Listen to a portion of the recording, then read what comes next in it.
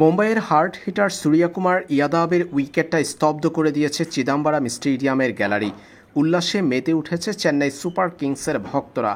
অবাক হয়ে তাকিয়েছিল মহেন্দ্র সিং ধোনির দিকে। উইকেটের পিছনে জাদু দেখিয়েছেন ভারতীয় এই কিপার। নূর আহমেদ তখন বোলিং করছিলেন 11তম ওভার। 11তম ওভারের দ্বিতীয় ডেলিভারি ক্রিজ ছেড়ে বেরিয়ে এসে খেলতে চেয়েছিলেন সূর্যকুমার ইয়াদাব, তবে নূর আহমেদের বলটি সুইং করে বেরিয়ে যাওয়ায় সেটি তার ব্যাট স্পর্শ করাতে পারেননি সূর্যকুমার। বল ততক্ষণে চলে যায় উইকেট কিপার মহেন্দ্র সিং ধোনির গ্লাভসে।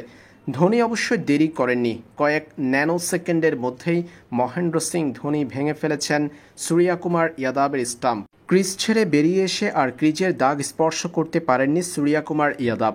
মহেন্দ্র সিং ধোনির এমন ন্যানো সেকেন্ডের মধ্যে স্টাম্পিং ভাইরাল হয়ে পড়েছে নেট দুনিয়ায়। এর আগেও ক্যারিয়ারে এমন স্টাম্পিং করেছিলেন ধোনি। এবারের আইপিএলে সূর্যকুমার ইয়াদাবের উইকেট, মহেন্দ্র সিং ধোনির স্টাম্পিং অবাক করেছে চিদাম্বরম স্টেডিয়ামের গ্যালারির হাজারো দর্শককে।